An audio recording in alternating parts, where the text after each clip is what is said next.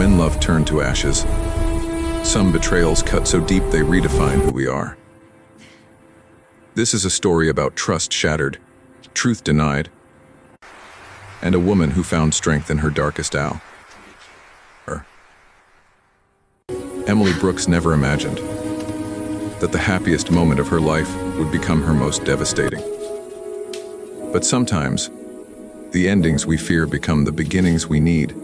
This baby The is city not lights mine. blurred It through cannot Emily's be mine. tears James, please listen. as she stood What are you outside saying? James Whitmore's luxury penthouse building. In her trembling hands, she clutched a small envelope containing an ultrasound image. The first glimpse of the miracle growing inside Here her. are the finalized terms. Please review She and had let me know your rehearsed thoughts. this moment countless times during the elevator ride up, imagining his face softening with wonder, his arms pulling her close, his voice whispering promises about their future together. She had been so beautifully, tragically wrong. James Whitmore was everything the business magazines said he was. At 35, he had built Whitmore Technologies from a garage startup into a billion-dollar empire. But the articles never mentioned the warmth in his smile when he thought no one was watching, or the way his eyes crinkled at the corners when he laughed. They never talked about how he brought coffee to exhausted employees at midnight, or how he remembered the names of their children. Emily had fallen in love with that man, the one hidden beneath the tailored suits and the corner office power. She thought she knew him completely. She was about to discover how wrong she could be. The penthouse door opened, and James stood there in his precisely fitted navy suit, looking every inch the corporate titan. But something was different tonight. His usual warmth was absent, replaced by a coldness that made Emily's stomach clench with sudden fear. Emily. His voice was flat, controlled. Come in. She stepped into the familiar space, where they had shared so many intimate evenings, where he had held her during thunderstorms, and whispered that she made him believe in second chances. The room felt different now, charged with an energy she could not quite name. Her hands shook as she pulled out the ultrasound photo. James, I have something important to tell you. Her voice wavered but held. I'm pregnant. We're going to have a baby. She extended the photo toward him. That precious black and white image that showed their tiny child, barely visible, but undeniably real. For a moment, she thought she saw something flicker across his face. Hope, perhaps, or recognition. But then his expression hardened into something she had never seen before, something that made her blood run cold. He took the ultrasound from her fingers with careful precision. Emily held her breath, waiting for his response. Waiting for joy, or fear, or even shock. What she got instead shattered her world. Without a word, James tore the ultrasound in half. Then in half again. And again. The precious image fluttered to the marble floor, in small, irretrievable pieces, like snow that would never melt. Emily could not breathe. Could not think. Could only stare at those scattered fragments that moments ago had been the first glimpse of their child. This baby is not mine. Each word fell like ice. It cannot be mine. The room tilted. Emily gripped the back of a chair to stay upright. What are you saying? James turned away, walking to the floor, to ceiling windows that overlooked the glittering city below. His voice, when he spoke, was detached, clinical, as though he were discussing a failed business venture, rather than destroying her life. I had cancer when I was 20. 3. Testicular cancer.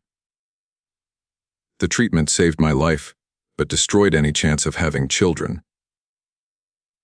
I've known for 12 years that I'm completely sterile. The doctors were very clear. Natural conception is impossible. Each sentence was a physical blow. Emily pressed her hand instinctively against her stomach, as though she could protect the tiny life growing there from these terrible words. James, please listen to me. Her voice broke. For the past 3 months, you've been the only man in my life. The only one. How can you even think I would do something like this? He turned to face her, and the look in his eyes made her want to disappear. It was not anger. It was contempt.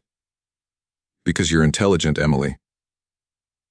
You researched me before you started working for my company. You knew about my wealth, my connections, my influence. What better target for a pregnancy trap than a wealthy man who would never suspect? No. The word burst from her lips with desperate force. James, I love you. I've loved you since that first night, when we stayed late fixing the Henderson presentation.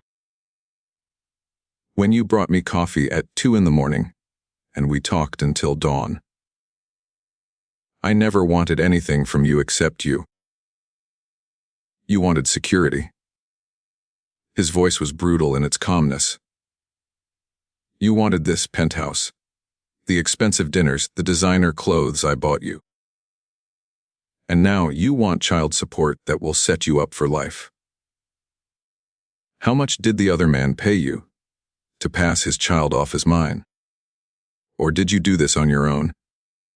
The tears came then, hot and unstoppable. This could not be the same man who had held her during her grandmother's funeral, who had whispered that she was the best thing that ever happened to him, who had made her believe in love again after years of protecting her heart. Get out. James pointed toward the door with a steady hand. Leave now and never contact me again. If you try to reach me, if you come to my office, if you approach anyone in my circle, you will regret it. I have the resources to make your life very difficult, Emily. Don't test me. But the baby. Her voice shattered on the words. Our baby. James, this is your daughter or son. How can you just walk away? There is no baby of mine. His words were final, absolute. There is only your lie. And I'm done with liars. Emily stood frozen, looking at the man she loved, the man who was the father of her child, whether he believed it or not. She wanted to scream, to fight, to make him understand. But the cold certainty in his eyes told her that no words would reach him now. Slowly, gathering what remained of her dignity, she bent down and picked up the torn pieces of the ultrasound from the floor. Each fragment felt like broken glass in her hands. Without another word, she turned and walked out of the penthouse, out of his life, carrying the shattered pieces of their future in her pocket. The elevator ride down felt endless. Emily stared at her reflection in the polished metal doors and barely recognized the woman staring back. 3 hours ago, she had been glowing with the secret joy of new life. Now she looked hollow, emptied out. Her phone buzzed. A text from an unknown number. This is Thomas Hartley, attorney for James Whitmore. Mr. Whitmore has instructed me to inform you that any attempt to contact him or make claims regarding paternity will be met with legal action. Any harassment or threats will result in criminal charges. Acknowledge receipt of this message. Emily stared at the words until they blurred. He was not just ending their relationship. He was threatening her. The man who had told her she was remarkable was now treating her like a criminal. With shaking fingers, she typed a reply. I understand. Tell your client that I want nothing from him. Not his money, not his name, nothing. But the truth is the truth whether he believes it or not. This baby is his, and someday he will have to face that fact. She sent the message and blocked the number. She did not want any more poison in her life. The subway ride home passed in a blur. When Emily finally reached her tiny studio apartment, the one she could barely afford on her salary, she collapsed on her bed and let the grief wash over her. She cried for the relationship that had died tonight. She cried for the future she had imagined that would never happen. She cried for her baby, who would grow up without a father, because that father was too stubborn and hurt to see the truth. But eventually, the tears stopped. Emily sat up, dried her face, and looked around her small apartment. It was not much, but it was hers. She had survived worse things than this. She would survive this too. Her hand moved to her stomach, to the place where her baby was growing, still so small but already so real. Okay, little one. Her voice was hoarse but steady. It's just you and me now. But that's enough. I'll love you enough for 2 parents. I promise you that. Rising from the ruins, 3 months had crawled by since that devastating night. Emily was now 6 months pregnant. Her belly round and undeniable, beneath the loose dresses she wore to work.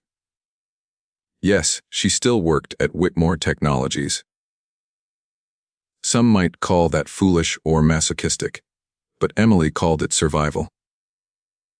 She needed the health insurance, needed the steady paycheck, needed the structure that kept her from falling apart completely. She had requested a transfer to a different department, and human resources had accommodated, without asking questions. Now she worked in digital analytics on the 5th floor, while James occupied the executive suites on the top 3 floors of the building. Their worlds existed in the same building, but never touched. Almost never. Sometimes Emily caught glimpses of him. A flash of his profile in the lobby. His voice echoing down a hallway. The closing elevator doors, revealing his face for a split second, before carrying him away. Each sighting drove a spike of pain through her chest. But she had become an expert at keeping her face neutral, at pretending her heart was not breaking all over again. Her new supervisor, Patricia Chen, was a brilliant woman in her 40s, who seemed to understand, without being told, that Emily needed a fresh start.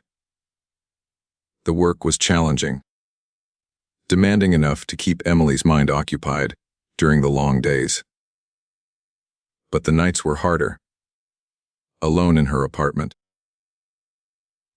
Feeling her baby kick and move with increasing strength, Emily could not stop the thoughts that haunted her. Did James ever think about her? Did he ever regret his words? Did he ever look at the calendar and calculate how far along she would be by now? Did he ever wonder if he had made a terrible mistake? Rachel had been her anchor through these months. Her best friend had temporarily moved in to help with expenses and to keep Emily from drowning in loneliness. Rachel worked as a nurse at the Children's Hospital and had connections that helped Emily find excellent prenatal care at a reduced cost. Dr. Sarah Kim, a compassionate obstetrician, treated Emily with a kindness that made the monthly appointments bearable. At the last visit, Dr. Kim had smiled while reviewing the ultrasound. Everything looks perfect. Baby is measuring right on track. Heartbeat is strong. Have you thought about names? Emily's hand had moved to her belly, feeling the tiny kicks beneath her palm. Sophie. I want to name her Sophie Grace. Beautiful choice. Dr. Kim made notes in her chart, then paused. And the father?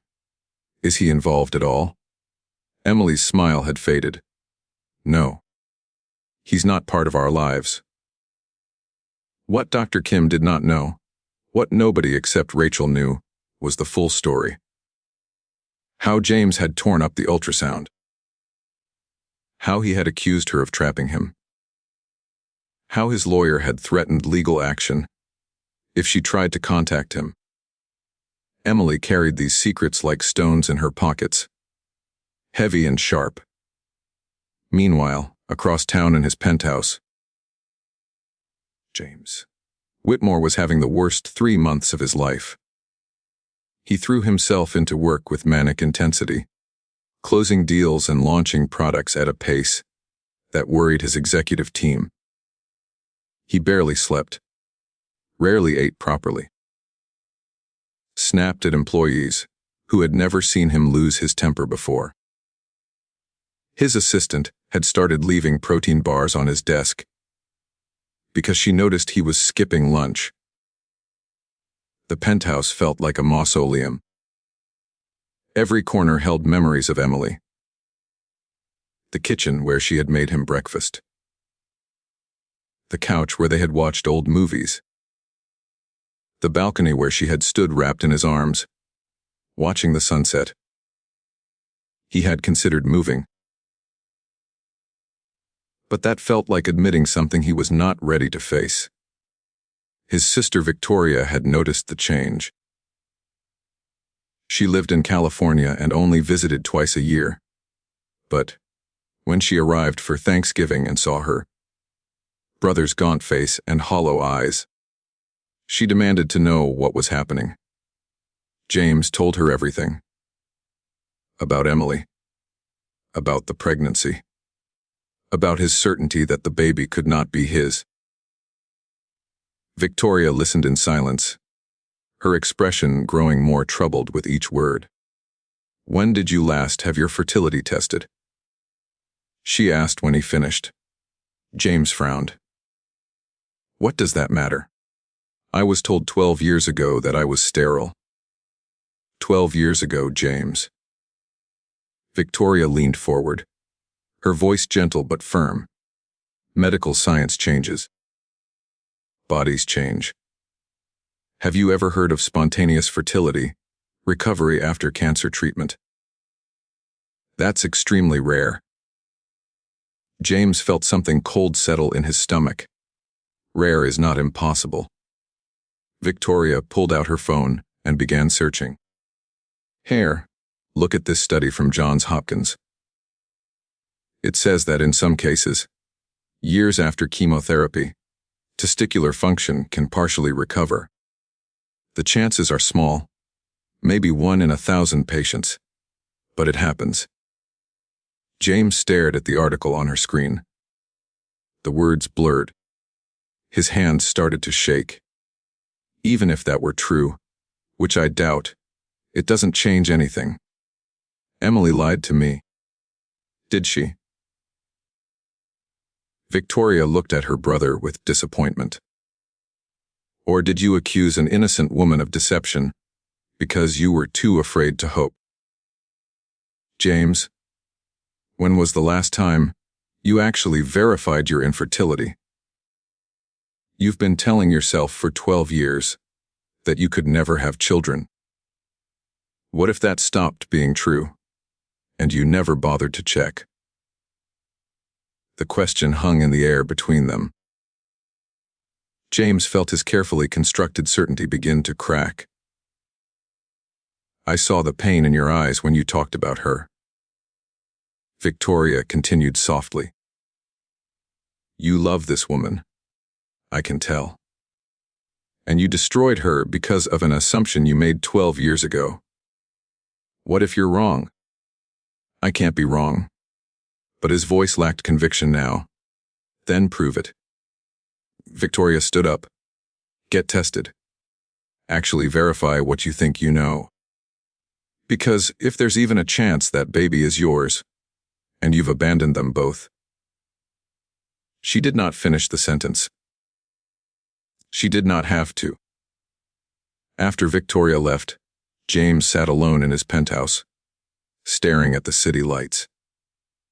For the first time in 3 months, he allowed himself to truly think about Emily. Not the woman he had convinced himself she was, a gold digger and a liar, but the real Emily. The one who had stayed until 4 in the morning to fix the Henderson presentation. The one who had cried happy tears when his company won the Technology Innovation Award. The one who had held his hand when he told her about his cancer, about his fear of death, about the loneliness that came with success. That Emily would never lie to him. That Emily had loved him with a purity he had not believed existed in the world. What if Victoria was right? What if his certainty was built on outdated information? What if he had destroyed the best thing in his life? Based on a medical assessment from over a decade ago.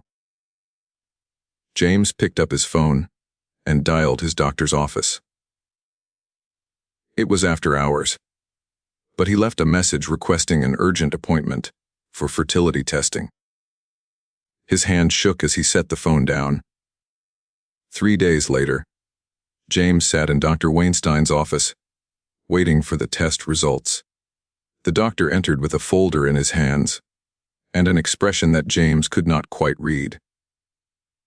Well, James, this is unexpected. Doctor. Weinstein sat down and opened the folder. Your fertility test came back positive. Not at normal levels, mind you, but significantly higher than 0. It appears you've experienced partial recovery of testicular function. It's rare, but it happens in about 1% of cases. Natural conception would still be difficult, but it's no longer impossible. The room spun. James gripped the arms of his chair. Are you telling me I can have children? I'm telling you that you could have fathered a child, yes. The timing would matter. The circumstances would matter. But it's within the realm of possibility. James thought he might be sick. 3 months. He had spent 3 months believing Emily had betrayed him, when all along she had been telling the truth.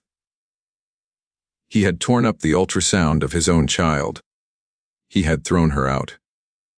He had threatened her with legal action. Oh God. The words came out as a whisper. What have I done? He left the doctor's office in a daze and drove straight to Whitmore Technologies. He had to find Emily. Had to apologize. Had to somehow make this right. But when he reached the 5th floor and asked for her, Patricia Chen looked at him with barely concealed hostility. Emily requested no contact with you. Mr. Whitmore, I suggest you respect that. Please. James heard the desperation in his own voice. I need to speak with her. I made a terrible mistake. You made more than one mistake. Patricia's voice was cold. Emily is one of the best analysts I've ever worked with. She's brilliant, dedicated, and kind. And you broke her. Whatever you need to say, put it in writing. I'll make sure she gets it. But I won't force her to see you. James left the building feeling hollowed out. He went home and spent the entire night writing and rewriting a letter to Emily. How could he possibly put into words the magnitude of his failure? How could he explain that fear had made him cruel, that old wounds had made him doubt her, that he had been so terrified of hope that he had destroyed everything good in his life? In the end, he wrote simply and honestly, "Emily, I was wrong. About everything. I got tested, and the doctors confirmed that I can father children after all. You were telling the truth, and I was too scared and broken to believe it. I don't expect you to forgive me. I don't expect anything. But I need you to know that I'm sorry. And that if there's any way to make this right, any way at all, I'll spend the rest of my life trying. The baby is mine. Our baby. And I've been a coward and a fool. Please, give me a chance to be better. To be the man you believed I was. The man I want to be for you and for our child." He sealed the letter and sent it through Patricia the next morning. Then he waited.